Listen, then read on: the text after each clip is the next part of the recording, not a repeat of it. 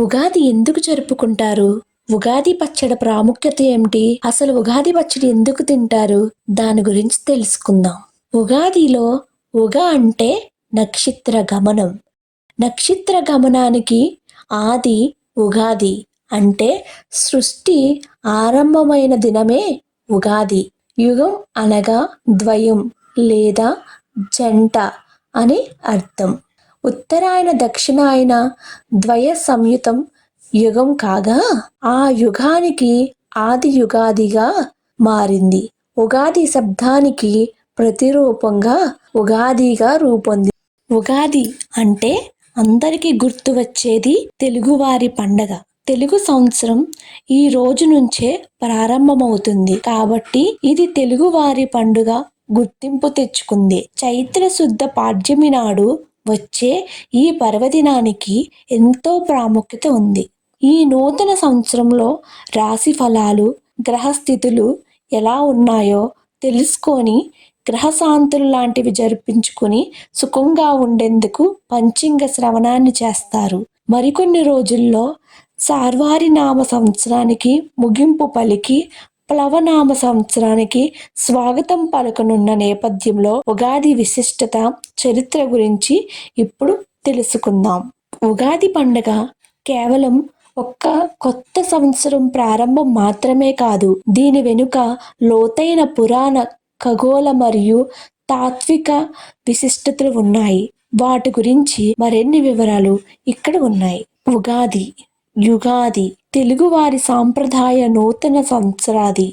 చైత్ర శుద్ధ పాడ్యమి రోజున వసంత ఋతువు ఆరంభంలో వచ్చే ఈ పండుగ ప్రకృతిలో కొత్త చిగురులను, మార్పును సూచిస్తుంది. బ్రహ్మదేవుడు ఈ రోజే సృష్టిని ప్రారంభించాడని షడ్రుచులు తీపి, పులుపు, కారం, ఉప్పు, చేదు, వగరు ఉగాది పచ్చడితో జీవితంలోని కష్ట సుఖాలను స్వీకరించాలనే సందేశాన్ని ఇస్తుందని పురాణాలు చెబుతున్నాయి.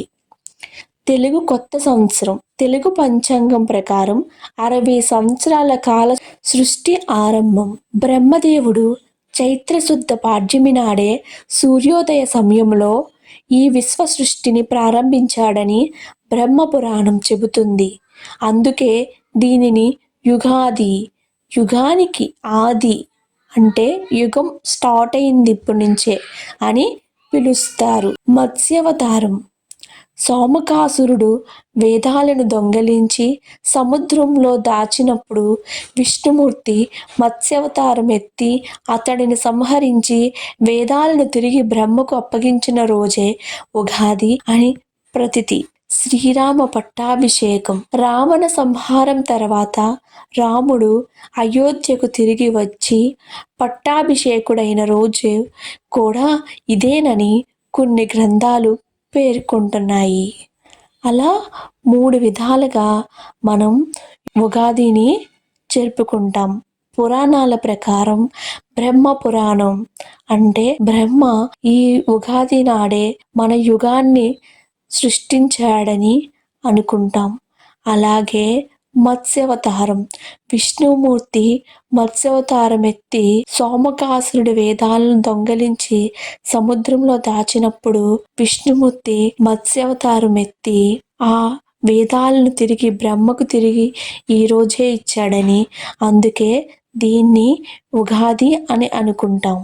ఇంకా మన శ్రీరాముడు పట్టాభిషేకం కూడా ఈ ఉగాది రోజే జరిగింది అని 3 పురాణ గాథలు చెబుతున్నాయి. అలాగే ఉగాది పచ్చడి. ఇందులో షడ్రుచులు ఉంటాయి. దీని గురించి కూడా తెలుసుకుందాం. ఈ పచ్చడిలోని 6 రుచులు మానవ జీవితంలోని 6 ప్రధాన భావోద్వేగాలు, సంకేతాలు. బెల్లం వేసుకుంటాం కదా ఉగాది పచ్చడిలో, అది తియ్యగా ఉంటుంది. దానికి సంకేతం జీవితంలోని ఆనందానికి, సుఖానికి అదే తీయని సంకేతం. వేప పువ్వు చేదుగా ఉంటుంది కదా, దీనికి కష్టాలకు, బాధలకు మరియు జీవితంలోని ప్రతికూలతలకు ప్రతీక. అలాగే చింతపండు పులుపు జీవితంలో ఎదురయ్యే సవాళ్ళు లేదా అసహ్యకరమైన సంబంధాలను సూచిస్తుంది. ఉప్పు జీవితంపై ఆసక్తిని మరియు భయాలను సమతుల్యం చేసే గుణం. పచ్చిమిర్చి, మిరియాలు, కారం వేసుకుంటాం కదా, ఇది కోపానికి మరియు ఆవేశానికి సంకేతం.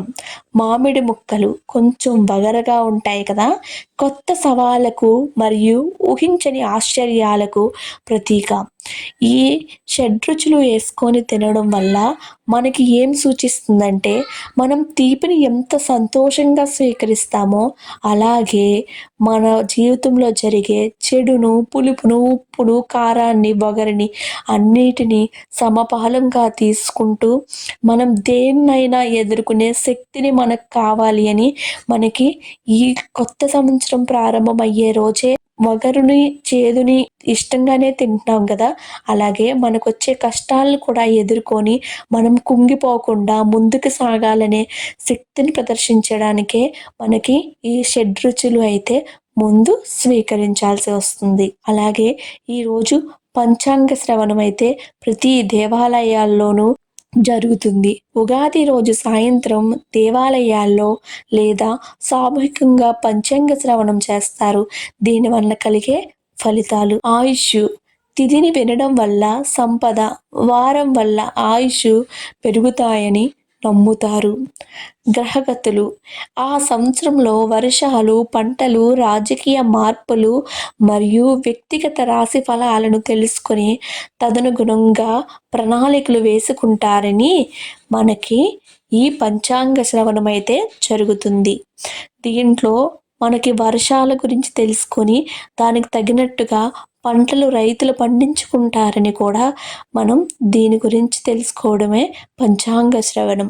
పుణ్యఫలం: పంచాంగ శ్రవణం చేయడం వల్ల గంగానదిలో స్నానం చేసినంత పుణ్యం లభిస్తుందని శాస్త్రాలు చెబుతున్నాయి. ఇతర సాంప్రదాయాలు: కవి సమ్మేళనం. ఉగాది నాడు సాహితీ అభిమానులు కవి సమ్మేళనాలు నిర్వహిస్తారు.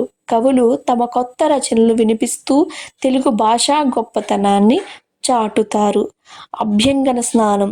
సూర్యోదయానికి ముందే తలకు నూనె రాసుకొని స్నానం చేయడం వల్ల లక్ష్మీదేవి కటాక్షం లభిస్తుందని నమ్మకం.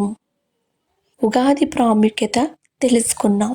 మరిన్ని వీడియోలు ఇలాగే మీరు తెలుసుకోవాలనుకుంటే మన ఛానల్ని సబ్స్క్రైబ్ చేసుకోండి. ఈ ఉగాది విశిష్టత గురించి తెలియజేయడంలో ఏమైనా తప్పులు ఉంటే కింద కమెంట్ బాక్స్లో కమెంట్ చేయండి. ధన్యవాదములు.